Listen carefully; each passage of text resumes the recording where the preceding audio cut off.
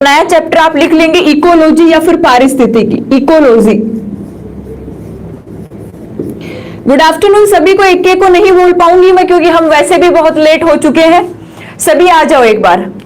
गोपी happy birthday बोल दिया था मैंने, आपने देखा नहीं होगा। Wish U a very happy birthday बोल दिया था मैंने, बोल दिया था, विश कर दिया था बहुत पहले, आपने चेक नहीं किया होगा।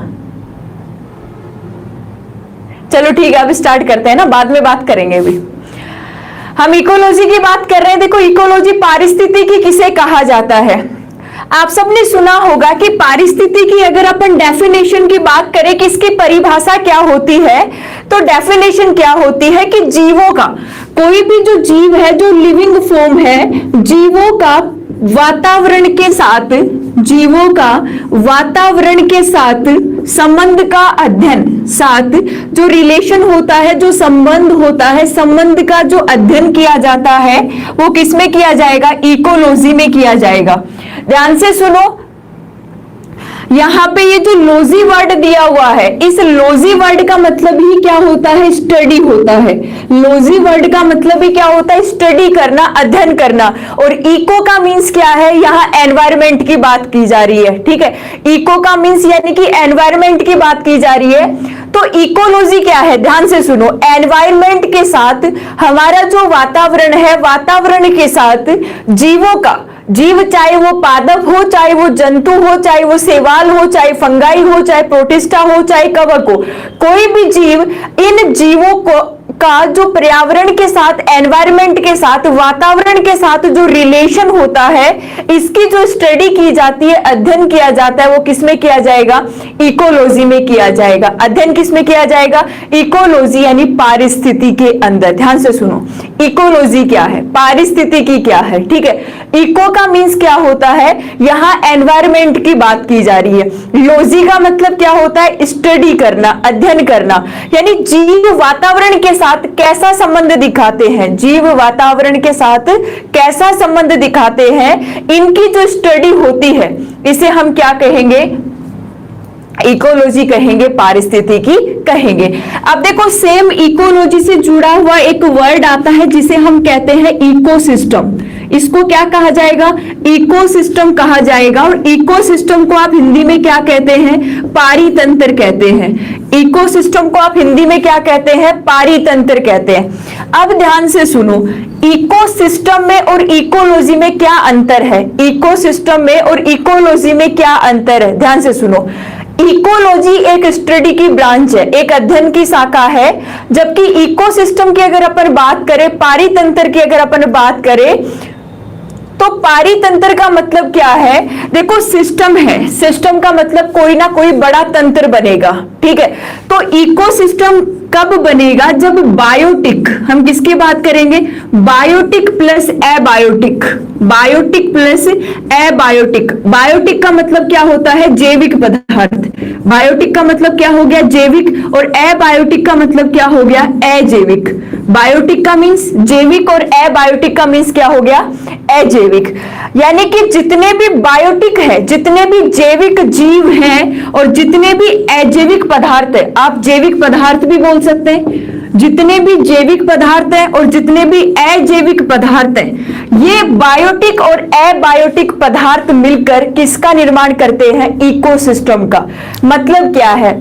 हमारे वातावरण में क्या क्या है? अजैविक पदार्थों की अगर मैं बात करूं, अजैविक पदार्थ कौन से होंगे? जो नॉन लिविंग होंगे। अजैविक पदार्थ कौन से होंगे?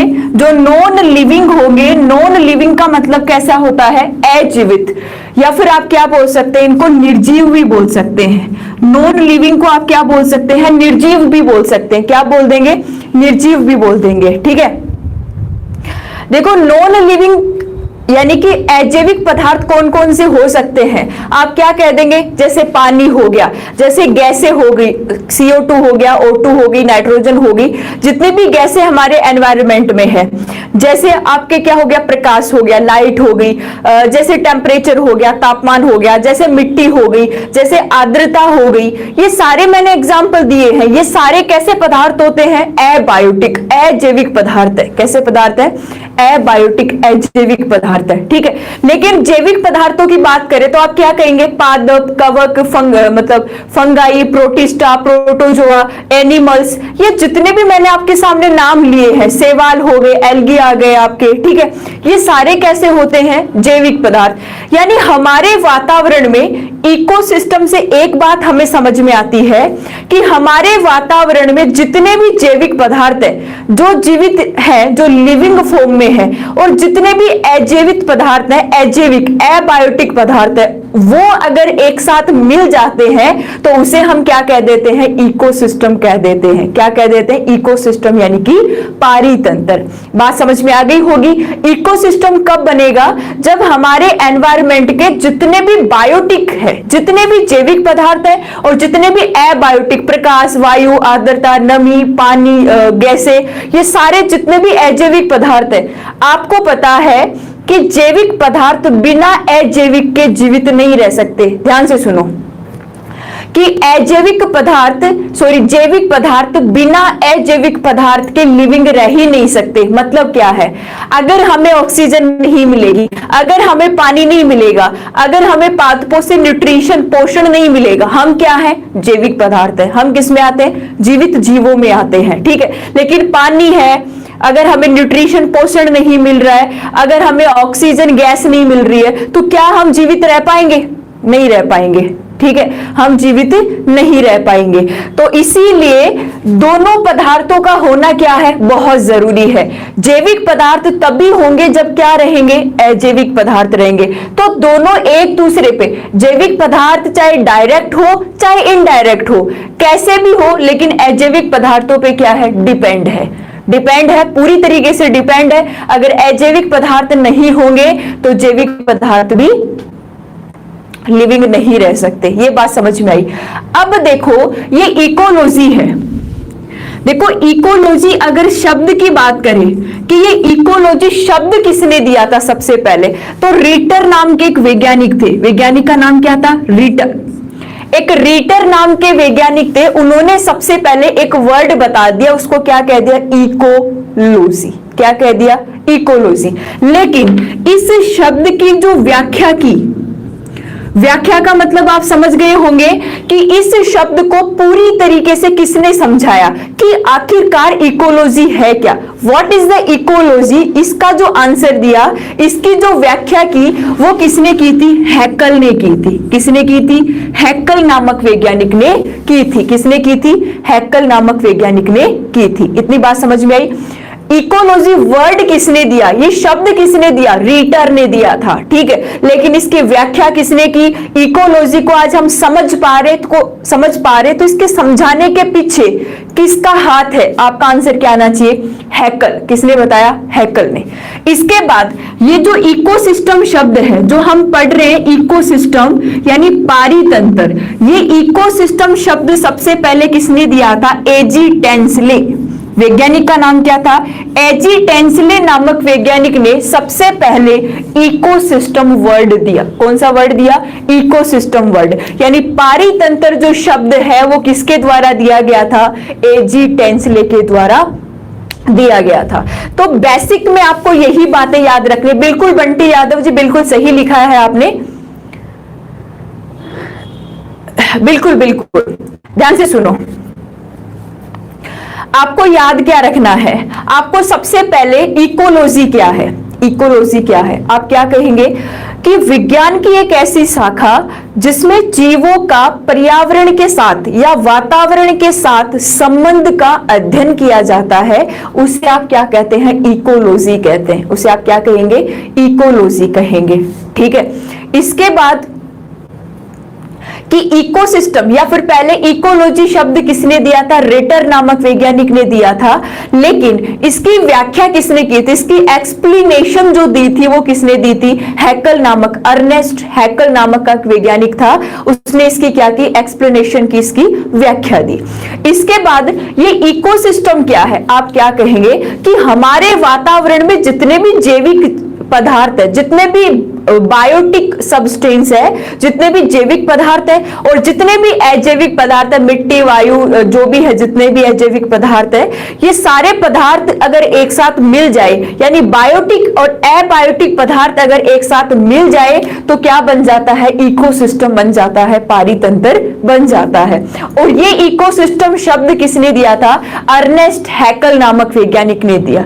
इकोसिस्टम शब्द किसने दिया? एजी टेंसले नामक वैज्ञानिक ने दिया। अब सबसे पहले ये डेफिनेशन तो हमें पता हो गई, लेकिन हमें ये पता होना चाहिए कि बायोटिक पदार्थ कौन से होते हैं और अबायोटिक पदार्थ कौन से होते हैं। तो सबसे पहले आप नोट करेंगे अबायोटिक सब्सटेंस कि वातावरण के अजैविक पदार्थ कौन कौन से हो सकते हैं जो जीवित पदार्थों को क्या करते हैं? प्रभावित करते हैं। उनके बिना कोई लिविंग नहीं रह सकता, इसीलिए अजैविक पदार्थों का होना क्या है? जरूरी है। तो आप एक तरफ लिख लेंगे अजैविक पदार्थ, अबायोटिक सब्सटेंस। समझा देंगे क्रैप साइकिल, रुक जाओ। एक तरफ आप क्या लिखेंगे? अजैविक पदार्थ, अबायोटिक सब्सटेंस।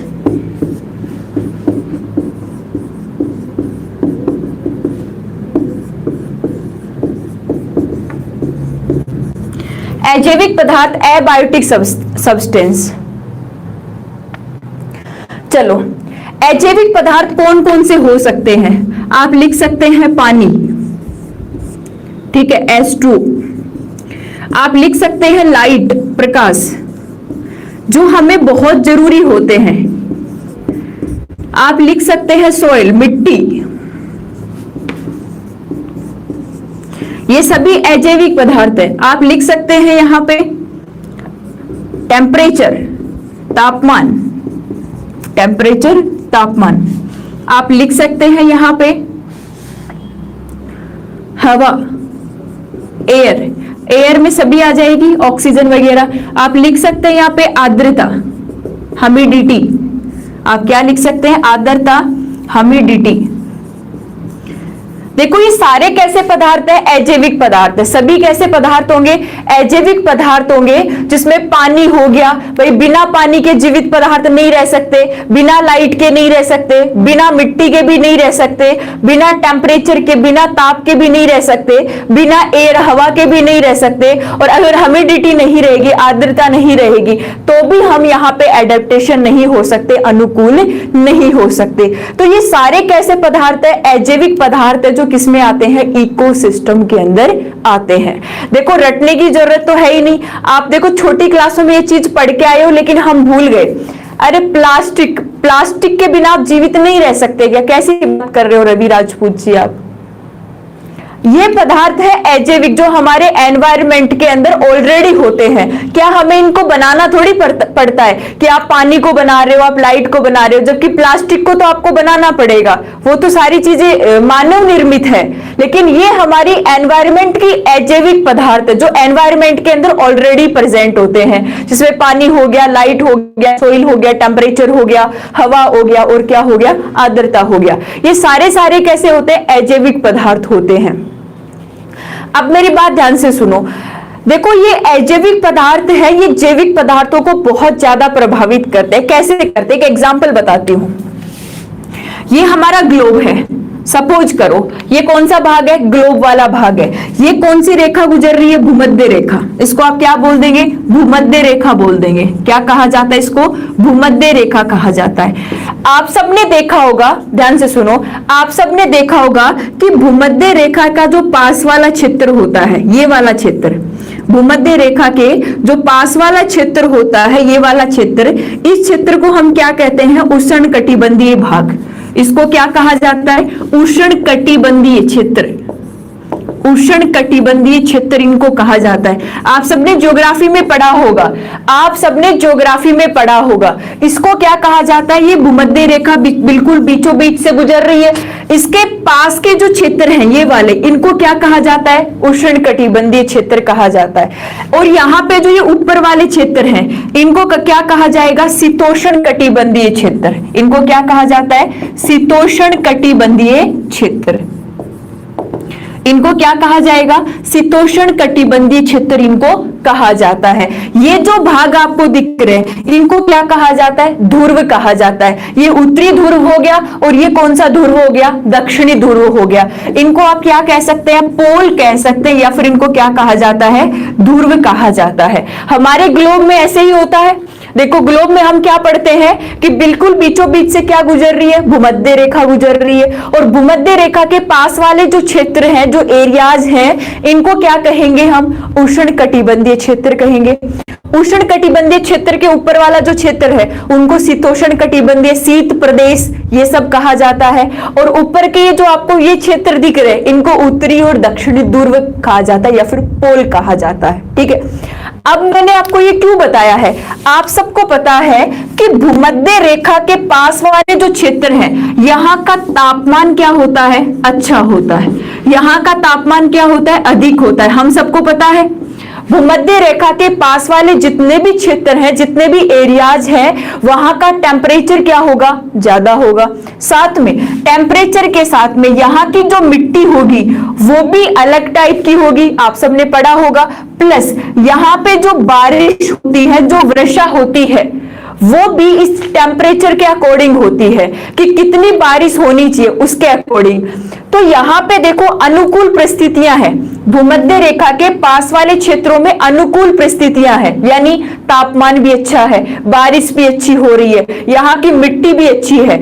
इस वजह से इन क्षेत्रों के अंदर, ध्यान से सुनो, इस वजह से इन क्षेत्रों के अंदर अलग अलग प्रकार के जीव पाए जाते हैं। मैं एक बार मिटा देती हूँ। इन क्षेत्रों के अंदर क्या पाए जाते हैं? अलग अलग प्रकार के जीव देखने को मिल सकते हैं, अलग अलग प्रकार के जीव पाए जाते हैं। ये जो उष्णकटिबंधीय क्षेत्र है ये वाले, इन क्षेत्रों में क्या पाए जाते हैं? अलग अलग प्रकार के जीव पाए जाते हैं। क्यों पाए जा रहे हैं अलग अलग प्रकार के जीव? क्यों? क्योंकि यहाँ पे क्या हो रहे हैं? अनुकूल हो रहे हैं। ये यहाँ पे एडेप्टेशन दिखा रहे हैं, यहाँ पे ये अनुकूलनता दिखा रहे हैं, एडेप्टेशन दिखा रहे हैं। कहाँ पे? उष्णकटिबंधीय क्षेत्रों में, जो भूमध्य रेखा के आसपास होता है, जो भूमध्य रेखा के आसपास होता है। ठीक है, अरे आप सबने ज्योग्राफी भी तो पढ़ी होगी। ज्योग्राफी में क्या पढ़ा होगा कि भूमध्य रेखा के पास वाले क्षेत्र उष्णकटिबंधीय क्षेत्र होते हैं, और यहाँ तापमान, मिट्टी, वर्षा ये क्या होती है? उच्च मात्रा में होती है। तो इस वजह से आपको पता है कि जहां अजैविक कारक अच्छे होते हैं, अच्छी क्वालिटी वाले होते हैं, वहां जीवित पदार्थ ज्यादा से ज्यादा क्या दिखा सकते हैं?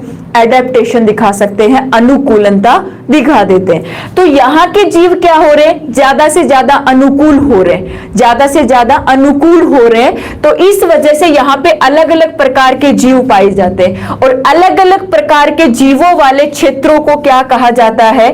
जैव विविधता वाला क्षेत्र, बायोडाइवर्सिटी, जैव विविधता वाला क्षेत्र, या फिर इसको क्या कहा जाता है इंग्लिश में? बायोडाइवर्सिटी कहा जाता है। जैव विविधता वाला क्षेत्र, या फिर क्या कहा जाता है? बायोडाइवर्सिटी कहा जाता है।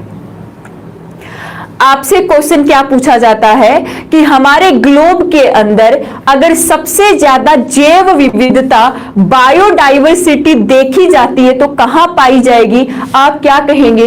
उष्णकटिबंधीय क्षेत्रों में पाई जाती है। कहां पाई जाएगी? उष्णकटिबंधीय क्षेत्रों के अंदर पाई जाएगी। उष्णकटिबंधीय क्षेत्रों में क्यों पाई जाती है? क्योंकि इन क्षेत्रों के अंदर अनुकूलनता ज्यादा होती है, तापमान, वर्षा, मिट्टी ये सभी अनुकूल वाले क्षेत्र होते हैं, तो अलग अलग प्रकार के जीव यहाँ पे लिविंग रह सकते हैं। तो सवाल पूछा जाता है कि सबसे ज्यादा बायोडाइवर्सिटी, सबसे ज्यादा जैव विविधता कहाँ पाई जाएगी? तो आप क्या कहेंगे? उष्णकटिबंधीय क्षेत्रों के अंदर पाई जाती है, उष्णकटिबंधीय क्षेत्रों के अंदर पाई जाती है। अब देखो ऊपर वाले जो क्षेत्र हैं इनको क्या कहा जाता है? शीतोष्ण कटिबंधीय क्षेत्र। इन क्षेत्रों का तापमान क्या होता है? आपको पता है यहाँ का टेम्परेचर क्या होता है? कम होता है। ठीक है, और वर्षा होती है वो कभी ज्यादा हो जाती है और कभी होती ही नहीं है। कभी तो बारिश क्या हो जाती है? ज्यादा हो जाती है, और कभी होती ही नहीं है। इस वजह से यहाँ पे अलग अलग प्रकार के जीव अनुकूल नहीं हो सकते। आपको पता है कि सबसे कम जैव विविधता कहाँ देखने को मिलती है? इन ध्रुवों पे, पोल पे। भाई ध्रुवों पे क्या जमी है? बर्फ जमी है। उन बर्फ के अंदर क्या जीव लिविंग रह सकते हैं? क्या हम जीवित रह सकते हैं?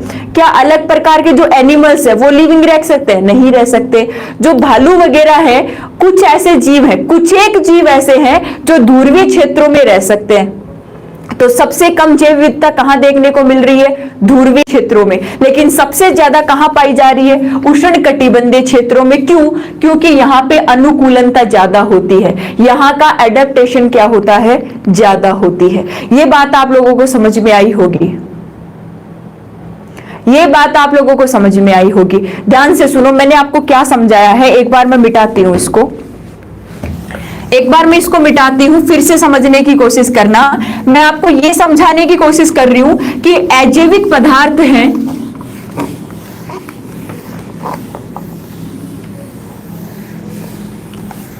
ये कैसे जैविक पदार्थों को प्रभावित करते हैं। ठीक है, ध्यान से सुनो। देखो, थोड़ा ज्योग्राफी वाला टॉपिक है तो हो सकता है कि मैं उतने अच्छे से नहीं पढ़ा पाऊं जैसे साइंस पढ़ा देती हूं। थोड़ा ये टॉपिक ज्योग्राफी में जाता है, जियोग्राफी से रिलेटेड है। ठीक है, तो आप बता देना मुझे। ये मैंने क्या बताया कि ये हमारा ग्लोब है, आप सबने पढ़ रखा है इतना, तो इसे आप क्या कहते हैं? ये हो गई भूमध्य रेखा। ध्यान से समझो, इसको हमने क्या कहा? भूमध्य रेखा। और हमें पता है कि भूमध्य रेखा के जो पास वाले क्षेत्र हैं, ये वाले, इन क्षेत्रों को क्या कहा जाता है? उष्णकटिबंधीय क्षेत्र। मैंने इनको क्या लिख दिया? ये हो गए उष्णकटिबंधीय क्षेत्र।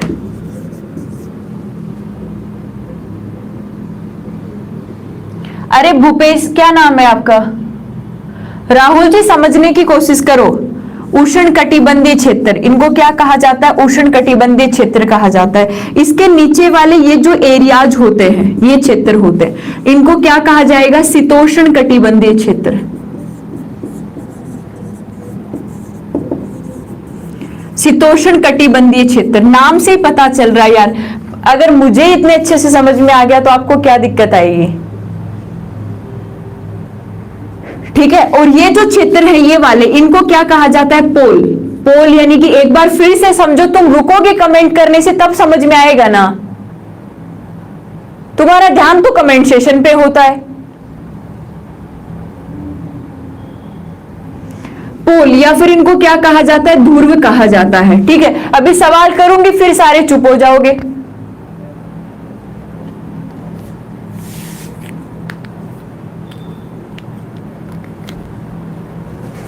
चलो, ये जो भूमध्य रेखा के पास वाले क्षेत्र, इनको क्या कहा जाता है? उष्णकटिबंधीय क्षेत्र कहा जाता है। उष्णकटिबंधीय क्षेत्रों में तापमान, टेम्परेचर प्लस वर्षा, जो बारिश होती है, प्लस जो मिट्टी होगी, इसमें क्या होता है? एडेप्टेशन होता है, अनुकूलता होती है।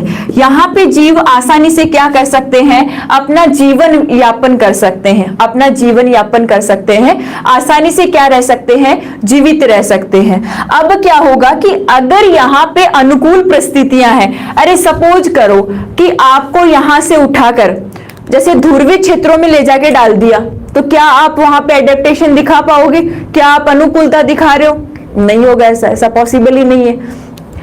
अब इतनी दूरी क्यों जा रहे हो? जम्मू वाले जो एरिया के जो लोग हैं, उनको आप राजस्थान में ले आओ, और वो भी गर्मियों वाले टाइम पर रेगिस्तान में ले जाके खड़ा कर दो, रहो भाई 10 दिन आप यहां रहो, रेगिस्तान में रहो। ठीक है, तो रेगिस्तान के अंदर क्या वो लिविंग रह सकते हैं? लिविंग तो रहेंगे, तो फिर क्या वो एडेप्टेशन दिखा सकते हैं? क्या वो अनुकूल हो सकते हैं? नहीं हो सकते। भाई उनमें अनुकूलता क्यों नहीं आ सकते? क्योंकि वो उस वातावरण के प्रति अनुकूल है। अब हमें यहां से उठाकर बर्फ में ले गए तो हम क्या करेंगे भाई? कम से कम 10-15 दिन तक तो हम वहां अनुकूल ही नहीं हो पाएंगे। तो जब हमारे अंदर वहां की एडेप्टेशन आ जाएगी तो हम आसानी से अनुकूल रह सकते हैं। ठीक है, तो वही बात है कि उष्णकटिबंधीय क्षेत्रों के अंदर तापमान, वर्षा, मिट्टी ये सही से होगी तो यहाँ पे अनुकूलनता ज्यादा होगी, तो यहाँ क्या होंगे? अलग अलग प्रकार के जीव पाए जाएंगे। यानी कि इस एरिया को क्या कहा जाएगा? जैव विविधता वाला क्षेत्र। जैव विविधता, और जैव विविधता को आप इंग्लिश में क्या बोल सकते हैं? बायोडाइवर्सिटी। बायोडाइवर्सिटी इसको कहा जा सकता है, जैव विविधता कहा जा सकता है। तो सवाल पूछा जाए कि सबसे ज्यादा जैव विविधता, सबसे ज्यादा बायोडाइवर्सिटी कहां पाई जाती है, तो आपका आंसर आना चाहिए उष्णकटिबंधीय क्षेत्रों में पाई जाती है। किन में पाई जाती है? उष्णकटिबंधीय क्षेत्रों में पाई जाती है। ठीक है, अब देखो इसके बाद कि इसके जो पास वाले ये क्षेत्र है इनको क्या कहा जाता है? शीतोष्ण कटिबंधीय क्षेत्र कहा जाता है। शीतोष्ण कटिबंधीय क्षेत्रों का हमें पता है कि ये जो ध्रुवीय क्षेत्र है इनका टेम्परेचर क्या होता है? कम होता है। अब टेम्परेचर कम होता है तो बारिश भी यहाँ पे क्या होती है? बहुत कम होती है। आपने सुना होगा ना कि ध्रुवीय क्षेत्रों में बारिश न के बराबर होती है, बारिश होती ही नहीं है। ठीक है, तो जब बारिश अच्छे से नहीं हो रही तो वहां पे लोग, बारिश भी नहीं हो रही, टेम्परेचर भी सही नहीं है, मान लो कि ऑक्सीजन एयर की भी क्या हो रही है? कमी हो रही है। ठीक है, तो इस तरीके से क्या हो रहा है कि वहां पे एडेप्टेशन नहीं हो रहा, वहां पे अनुकूलता नहीं हो रही। तो सबसे कम जो अलग अलग प्रकार के जीव हैं वो कहां पाए जाएंगे? ध्रुवों पे पाए जाएंगे। यानी सबसे कम जो जैव विविधता है, बायोडाइवर्सिटी है, वो कहां देखने को मिलेगी? इन पोल पे, इन ध्रुवों पे।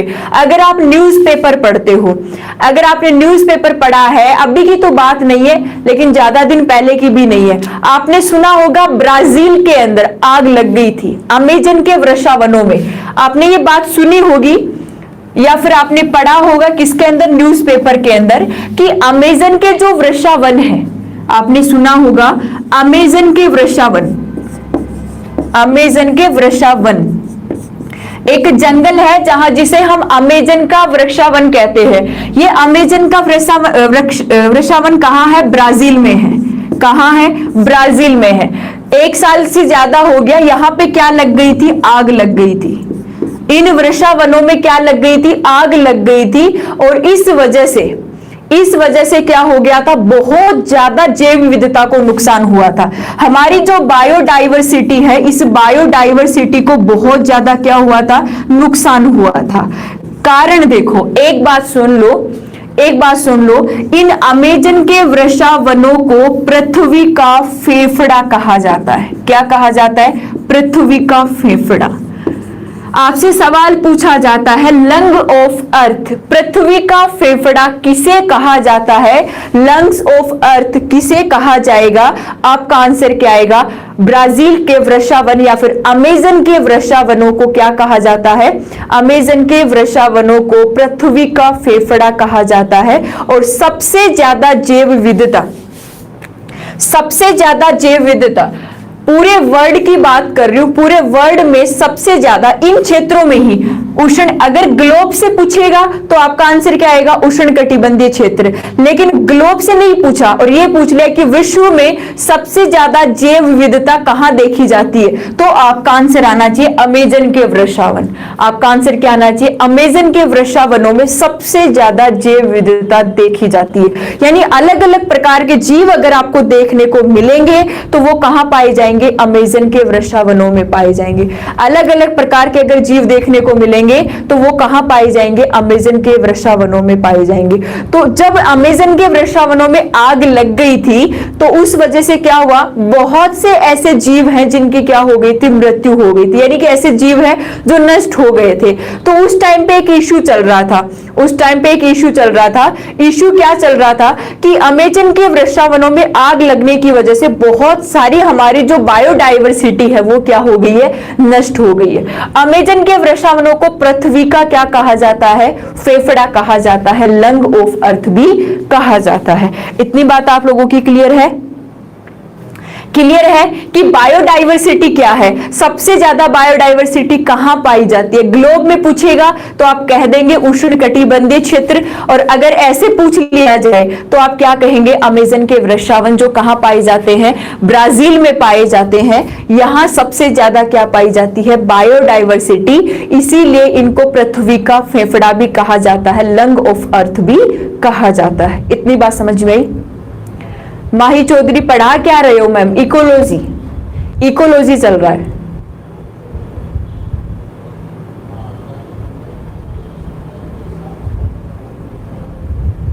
हाँ बिल्कुल, ऑस्ट्रेलिया में भी लगी है आग। इतनी बात समझ में आई? इस टॉपिक से रीट लेवल जो आपका लेवल फर्स्ट है, रीट का लेवल फर्स्ट है, और अगर आप साइंस से हैं तो इकोलॉजी और एनवायरनमेंट दो ही चैप्टर हैं, तो इकोलॉजी और एनवायरनमेंट, इकोलॉजी से अच्छे सवाल आते हैं।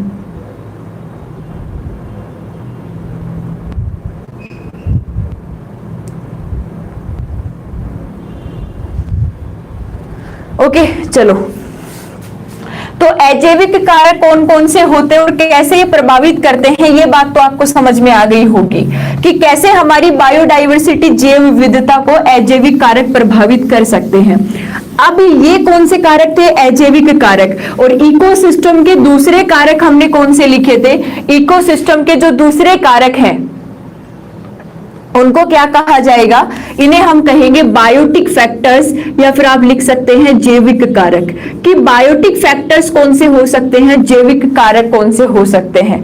देखो ये जो जैविक कारक हैं ये कितने प्रकार के होंगे? 3 प्रकार के होंगे। ध्यान से सुनो, बायोटिक फैक्टर्स कितने प्रकार के होंगे? 3 प्रकार के होंगे। सबसे पहले आप क्या लिखेंगे? प्रोड्यूसर। क्या लिखेंगे? प्रोड्यूसर। और प्रोड्यूसर को क्या कहा जाता है? उत्पादक। प्रोड्यूसर को क्या कहा जाता है? उत्पादक। जो प्रोड्यूस करता है, जो बनाता है, जो पादप है वो भोजन बनाते हैं और हमारे लिए भी फ्रूट्स वगैरह सब बनाते हैं, तो इसीलिए इनको क्या कहा जाता है? उत्पादक कहा जाता है। तो उत्पादक में सभी क्या आते हैं? हरे पादप, ऑल ग्रीन प्लांट्स हैं वो सारे किस में आते हैं? उत्पादक के अंदर आते हैं, यानी प्रोड्यूसर के अंदर आते हैं। ठीक है। दूसरे जैविक कारक कौन से होंगे? उपभोक्ता होंगे। दूसरे जैविक कारक कौन से होंगे? उपभोक्ता होंगे, जिसे हम क्या कहेंगे? यहां पे आप इनको बोलेंगे कंज्यूमर्स।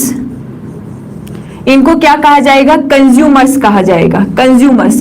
कंज्यूमर्स का मतलब जो कंज्यूम करते हैं, जो उपभोग करते हैं। और आपको पता है कि उपभोक्ता भी अलग अलग प्रकार के होंगे, प्राथमिक उपभोक्ता, द्वितीयक उपभोक्ता और कौन से होंगे? तृतीयक उपभोक्ता। लेकिन आगे बात करेंगे जैविक कारक में सबसे पहला कौन सा आ गया? उत्पादक, प्रोड्यूसर। और दूसरा कौन सा हो गया? उपभोक्ता, यानी आप इसे क्या बोल देंगे?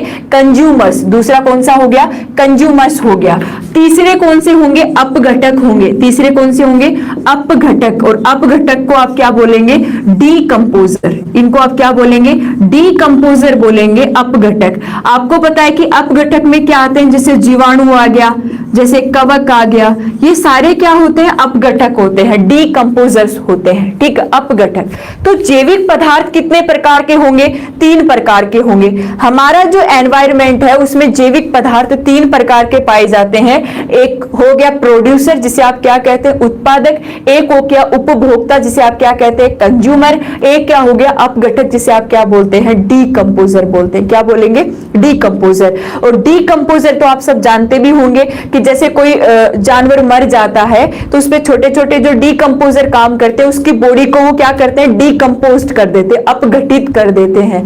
तो अपघटन के लिए क्या पाया जाता है? इसमें जीवाणु होंगे, कवक होंगे, ये सारे किसका काम कर रहे हैं? डीकंपोस्ट का काम कर रहे हैं, अपघटक का काम कर रहे हैं। तो आप रिवाइज कर सकते हैं, आप रिवाइज कर सकते हैं कि हमारे जो अजैविक कारक कौन से थे वो तो आपने लिख लिया है। ठीक है। और इसके बाद जैविक कारक की बात कर रहे हैं, तो जैविक कारक बायोटिक फैक्टर्स में आप क्या लिख लेंगे? प्रोड्यूसर, उत्पादक, उपभोक्ता, कंज्यूमर्स, और एक कौन से हो गए? अपघटक, यानी कि डीकंपोजर। अब आप यहाँ पे उपभोक्ता को भी डिवाइड कर सकते हैं। ये उपभोक्ता भी कितने प्रकार के होंगे? 3 प्रकार के होंगे। सबसे पहले आप क्या लिखेंगे? क्या बोल सकते हैं? शीर्ष उपभोक्ता भी इनको बोला जा सकता है, टर्सरी कंज्यूमर्स, या फिर इनको क्या बोला जा सकता है? शीर्ष उपभोक्ता भी इनको बोला जा सकता है। क्या हुआ? बफरिंग चल रही है?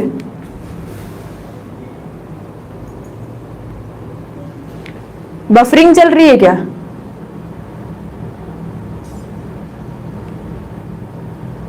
चलो क्लास का टाइम हो गया, कोई बात नहीं, चलते हैं, कल मिलेंगे फिर से।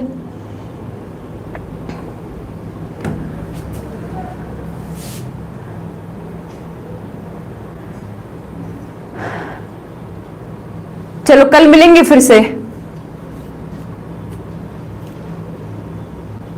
बात ये समझ में तो आ रही है आपको? देखो इकोलॉजी है, थोड़ा थॉटिकल चैप्टर है और थोड़ा सा ज्योग्राफी से रिलेट करता है। ओके, पढ़ा देंगे क्रेप साइकिल, पढ़ा देंगे बुफेसी, पढ़ा देंगे। पंडित जी जाओ, अगली क्लास में जाओ। बाय बोलू मैम? हाँ बाय बाय, बिल्कुल गोपी बाय। महेंद्र जी ये चैप्टर थोड़ा कठिन लगता है। कठिन नहीं, थोड़ा थ्योरी ज्यादा है इसमें।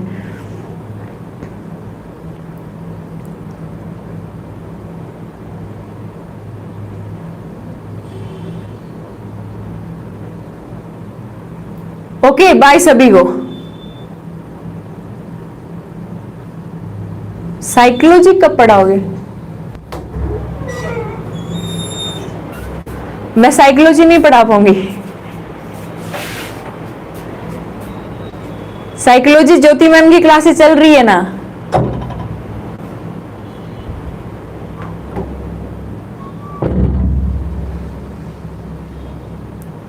बिल्कुल, इकोलॉजी से सवाल हर एक फील्ड में पूछे जाते हैं। ऐप वाले बच्चे आ जाना, ऐप पर क्लास होगी, ठीक है। बाय सभी को। मैम घर आना आप आज। गोपी कुमारी कहां से हो आप? मुझे पता ही नहीं है।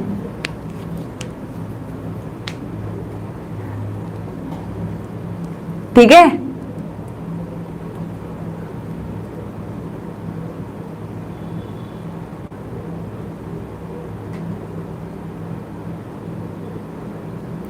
बिल्कुल मैथ्स पढ़ाएंगे, बिल्कुल पढ़ाएंगे। अब सीकर, अच्छा अच्छा ठीक है, देखते हैं, बताते हैं आपको, बताऊंगी आपको, देखते हैं क्या होता है। ओके चलो बाय, क्लास का टाइम हो गया। 2 से 3 हमारी क्लास होती है। ऐप वाले बच्चे टाइम से आ जाना। ओके बाय सभी को।